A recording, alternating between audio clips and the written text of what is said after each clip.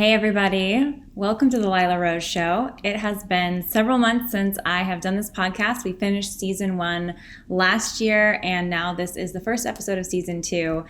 I took a hiatus because I was out for maternity leave. I had my baby 3 months ago. It has been amazing. I look forward to sharing more about that. We welcomed our little son into the world 3 months ago. And also I was planning to do some new things with the podcast for season 2. So as many of you who are listening and following along for season 1, thank you so much for joining for that. I wanted to expand for season 2 to include video and to have a studio where I can actually interview guests in person. As you may notice, I'm not in a studio right now. I'm actually in my living room. We are part of this global crisis that's taken place in just the last few weeks, where we are now, my husband and I, our baby, have been in this apartment. I think it's been maybe 10 days now. And I know a lot of you guys are in the same boat.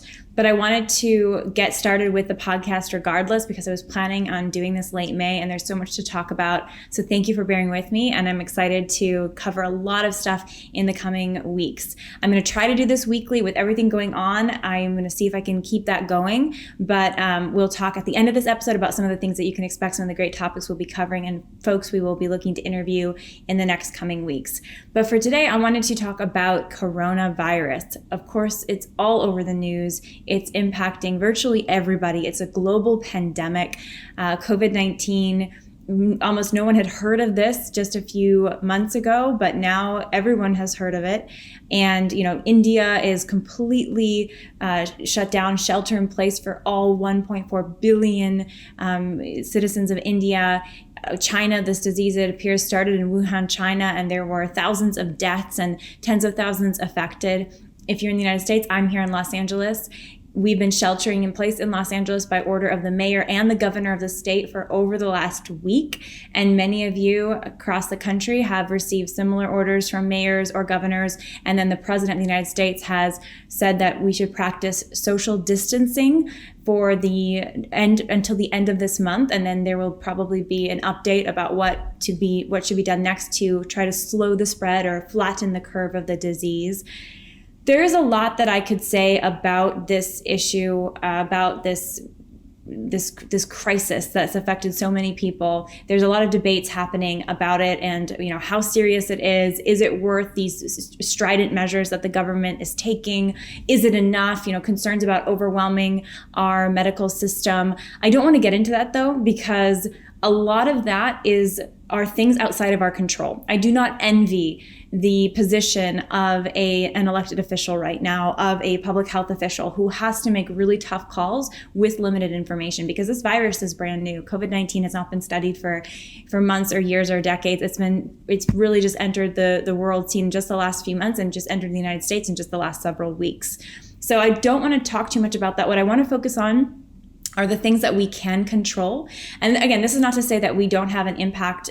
We aren't supposed to have an impact in those bigger decisions. I mean, we elected our officials. We should be voicing our concerns. We should be having the debates that we're having. It's all really important. But the reality is, there are a lot of people feeling a lot of anxiety right now. There's a sense of chaos and potential impending doom out there. Some people feel more at peace than others, but everyone has been affected. Some of us know loved ones who are facing, have COVID-19. We have loved ones who maybe have lost their jobs, or people that we know who are losing income because of this. So many of us are affected in one way or another, and certainly the threat of the thing, whether it's the economy that's potentially going to continue to take a plummet. I mean, already over 1 million people have filed for unemployment in just the last week. And this is more than filed for unemployment since the 2008 recession. So it's been really crazy, the reaction, both economically and then, of course, what is happening with this actual spread of the disease. So I don't want to get into that. What I want to get into is what we can control, because I think it is crucial for each of us to think about what is up to us in our day-to-day right now. And there are 6 things that have been really helping me in the last 10 plus days, and that I hope will be helpful to you. First of all, the context here is, not many of you may know this or might not, but we are right now smack dab in the middle of what is called Lent. Lent is the 40 days before Easter that a lot of Christians observe as a time for us to really confront our own mortality, recognize that we are to dust and to dust we will return as human beings. We cannot control death. That death comes for us all. That's one certain thing that we all share, is that we will all die just as much as we are all living. And at the beginning of Lent is 40 days before Easter, and Easter is when we celebrate the resurrection of Jesus Christ. And these 40 days starts with Ash Wednesday, which is when we are signed with, and many Catholics especially observe this, and Orthodox, but some evangelicals as well, when we are signed with the sign of the cross in ashes on our forehead to remind us that we are from dust, and to dust we will return. So I think it's a particularly Lent or fitting time. I mean, if a global pandemic is going to strike the world and make us all wonder about death and be confronted with our own mortality and in some ways our own helplessness, what better time than Lent? I mean, that's really the season of Lent, and it's also a time for conversion, for repentance, for renewal, and for prayer as we prepare for, again, Easter, which is when Christ is resurrected from the dead after offering his life for all humankind because of the sin of mankind. So that's this context that I found particularly striking. I've been thinking about that and praying about that a lot. But the 6 things that I think in that context, I think would be really valuable for us is, first of all, there is a barrage right now of media, social media, news reports. I mean, we're hearing about every death, every update. There's a constant political fighting happening. There's concerns about the economy, of course, concerns about the spread of the disease. Number one, I think it's so key that we keep our curiosity in check. Because yes, it's important to be aware of what's happening, but constantly consuming the news, constantly looking at our social media feeds, constantly reviewing things that we cannot control, that we do not have direct ability to change. That does not help us be at peace. It does not help us be present to our day and what we're responsible for today. And I get it. A lot of us right now are struggling. I mean, people out of jobs, people at home, people now having to homeschool their kids, people struggling and fearful.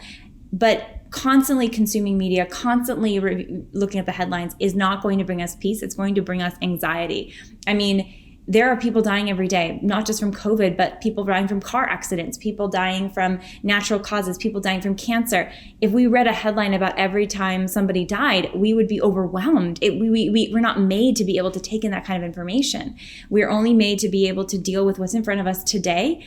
And of course, to be a good citizen, aware of what's happening, but to constantly be studying it is overwhelming. So I think our anxiety will have a direct correlation to how much we are consuming news media and how much we're consuming social media.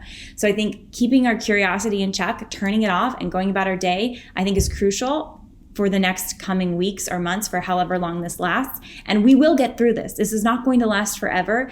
There will be a time we can all look back on this period of time and we will wonder, were we present to our days? Were we just allowing our anxiety and the sense of chaos to take over our minds and our time? Or were we making the best of this time? So number one, keep our curiosity in check. Number two, a lot of us are sheltering in place or even quarantining, and many of us are with our families right now.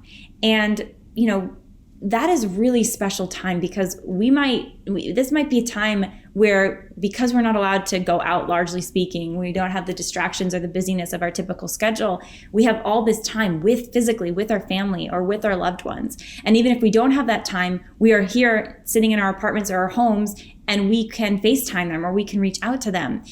And I often think, what if this was my last day on earth? What if I won't have tomorrow? Because guess what? I'm not promised tomorrow. You're not promised tomorrow. We might not be here tomorrow. We don't have control over that.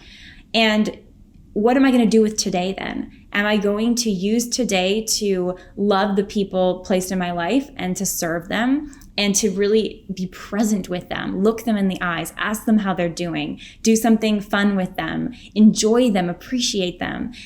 I know it can be frustrating, especially if we've got issues in our family or if we're stressed or if we're distracted. And I've certainly been distracted the last few weeks. I mean, I've got a tremendous amount of work to do. I mean, all of us are feeling that. But I have this newborn baby, my 3-month-old, and I just look at him and I look into his eyes and I think, wow, you are the most important part of my day. You are my number one priority. And I hope that I can treat you that way, with that intention and with that love. One of the things my husband and I really love doing in the last few days, as we've been stuck at home is having FaceTime time with our families, so our extended families. So we've been doing dinners where we actually set up our phone and we have a family dinner. And we just had dinner with my brother and sister-in-law the other night where we both were eating while we were FaceTiming, and we had a great conversation. Over the weekend, we did brunch with my extended family. So we had all my brothers and sisters and their families on Zoom, and we all had brunch together. Being creative and doing things like that can be really beautiful to have really meaningful time with your loved ones or with friends. A third thing that's been really helpful for me, and I think it is crucial, especially when there's a sense of chaos and anxiety and all kinds of things outside of our control going on. The third thing is to keep a good schedule, to have a schedule, a sense of order for your day. This can be as simple as 3 things that you want to do that day. You plan for it the night before. There are 3 things I want to do tomorrow, and you set a time for each one. It can be very simple. And maybe because of kids, I know with my son, if he's skipping a nap right now, he's napping. But if he doesn't want to have his nap, then yeah, that thing that I was planning to do during his nap, I wasn't able to do today. But having that sense of order and saying, okay, today I'm going to stick to this plan of life. I'm going to have this sense of order for my day. I'm going to have this schedule is really powerful because it makes us be aware of our precious time and how we're using it. And it gives us a sense of a control over the things that we can control and the responsibilities that we do have, which is the present day, what's on our plate. So keeping that order. The fourth thing that has been really, I think, useful for me and my husband, and I think is really important for all of us right now, and I see this happening and I love it. It's so inspiring to see this already happening, which is to ask ourselves to stop and think, okay, how can I serve other people right now? What can I do to love other people right now? Maybe if you have the means, if you have the resources, you can send some money to somebody who might be hurting because of the economic shutdown. Maybe somebody that you can send them $50 or $100 because they're not able to work for the next few weeks, or maybe they even lost their job. Maybe you can write that letter that you haven't written yet to a friend, or a thank you card that you haven't written yet to a friend or a loved one. Maybe you can call your grandma and ask her how she's doing. Maybe you can do something around the house that your spouse wanted you to do, or a roommate that you haven't done, but do something really intentional that really will make them happy. Maybe, my husband's really neat and really orderly. So for him, like when I take time to organize the bookshelf or whatever it is, that means a lot. Those little things. So asking ourselves, how can we serve? How can we help? Maybe we're in the position where we can serve and help a lot more because we are an employer. And so maybe we can find a way to make sure that our staff knows that they're taken care of. And we can find ways to financially support others. There's lots of things we can do, but one thing too, as far as donating, you can go into your Venmo history and see who you last Venmoed. And if you have the means, you can Venmo surprise gifts to people that you think might be struggling because their jobs might be on the line right now because of the closure of businesses. So those are just ideas, but it's really amazing how when we change the focus from our own interior fears and concerns, that focus on ourselves and focus instead on somebody else, it can transform our days. It can transform our outlook because we were made to love. We were made to give to others. And when we actually practice that in concrete ways, even if we're not feeling it, it really can transform our day. So focusing on other people, asking ourselves, how can we serve? And taking the time to think about it creatively. It might take a minute, like, okay, who can I actually help? What's a tangible way I can help somebody? And then following through on that. The fifth thing, which I think is really important, is to use this time. Again, a lot of us have this time on our hands. It's very unusual. We're sheltering in place. We're social distancing. We're at home. Many of us aren't working. Or if we are working, our working has changed dramatically because we're at home. To use this time to get creative. Instead of consuming media, instead of consuming a ton of entertainment, and I'm not saying don't watch any media. I'm not saying don't watch Netflix. I'm not saying that's a bad thing. Some of it can be good and even inspiring, like a good movie or whatever. But instead of just consuming a lot, and I think there's a temptation right now to kind of binge on stuff because of, again, our disruption to our lives, the uncertainty around us. Instead of binge watching Netflix shows or binge eating whatever's in your cupboard after your long line in the grocery store to try to get provisions for the week, do something creative. Do you like to draw? Maybe you liked to draw a long time ago or paint and you haven't done it in years. Pull that paintbrush out. Pull that sketchbook out. Maybe you like to write poetry. I like to write poetry. I haven't written poetry in a very long time. And the other day I was like, I'm just going to write a little poem for myself, even though it's kind of silly. I'm just going to do it. Maybe you like to read and you like to read poetry or literature or history. Maybe you like music and you like to play the piano or sing or record songs or play guitar. Maybe you like to just enjoy nature. Nature's not out of limits. Maybe you can just go and enjoy nature and sit in the beauty of the natural world if you have access to that. I mean, there's a lot of different ways that we can be creative. Maybe you're a designer. Maybe you like to cook. Maybe you like crafts. But take this time to just let yourself create without an expectation on the creation. Meaning you're not creating for it to then be a product that you sell or showing up for your boss or, making it somehow be productive in the world, but it's just out of the pure beauty of your creative soul and wanting to make something fun and beautiful for yourself. And maybe you could do it with family. Maybe you could do it with your kids. Maybe you could do it with your spouse. Maybe you could do it with a friend. Do something creative with a friend. So don't just consume, take time to create. Time is a huge blessing, and we were made to create. I mean, I believe God, our creator, created us in his image as creators ourselves, and that we're made to co-create with God by utilizing that creative spirit that we've been given.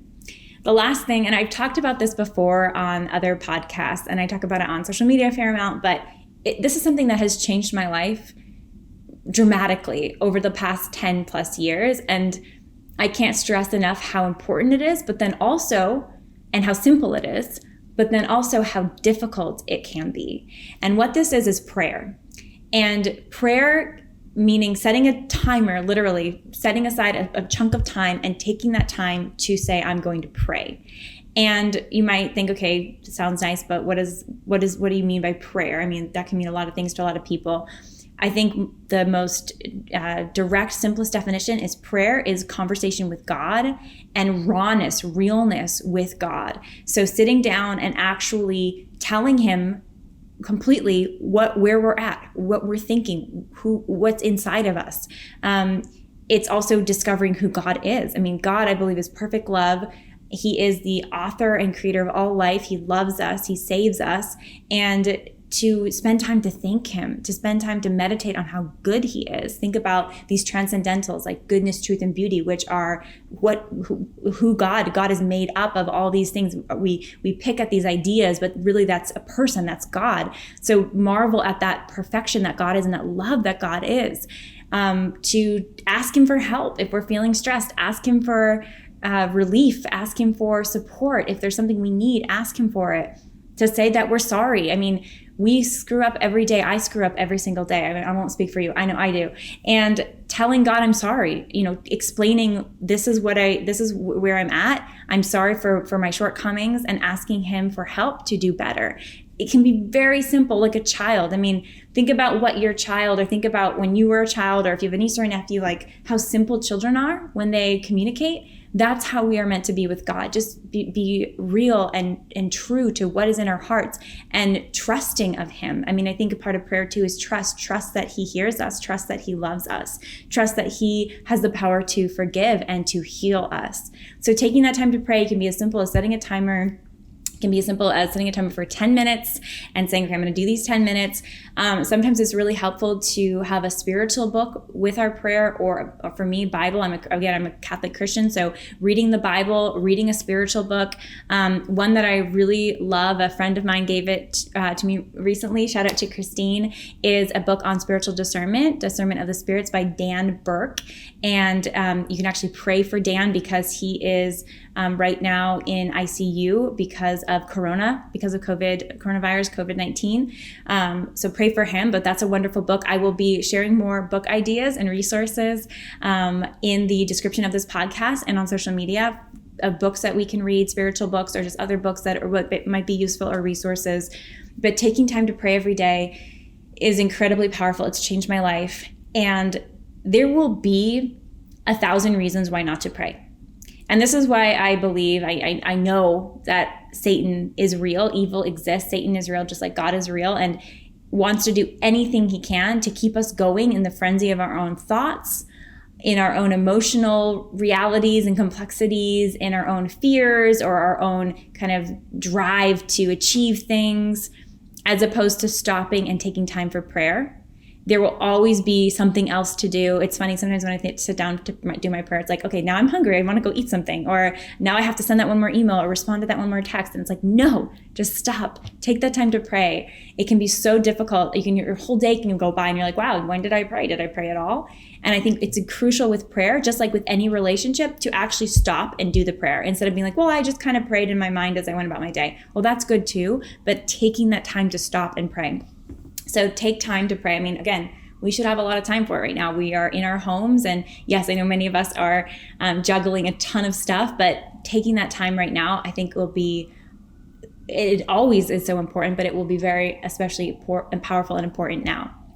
So those are the 6 things that I thought would be really helpful. As we take a step back and look at this time, a lot of people are scared and hurting, but I think that we can choose to experience this time, this calamity, as either a blessing or as a curse. Is it a blessing in our personal lives in the way that we respond to it and we choose to do some of these 6 things, we choose to grow ourselves and love the people around us? Or is it a curse because of the frustration and the anxiety that we are allowing or we have filling up our hearts and our souls? And I think we can experience it as a blessing. I'm not trying to whitewash this. I'm not trying to say it's easy. I'm not trying to not acknowledge that a lot of people are really struggling right now, and there's a lot of fear and there's real stuff that's happening that's really hard. I mean, literally people losing jobs. I know somebody who recently, a couple of people who've lost jobs, people who are sick, people maybe who have even died. I mean, this is extremely serious. But as a Christian, I believe that, as Romans 8:28 says, God works all things for the good of those that love him. That doesn't mean that evil isn't evil, sickness isn't sickness, death isn't death, but it means that God has the power to use all those dark things for good. And that too is the story of Lent unto Easter, that God uses even the mortality, even the fact that to dust we are, and to dust from dust we came, and to dust we will return, that he will ultimately use that to invite us into his resurrection so that we may have eternal life, that there's more beyond death because of God's love and God's saving power.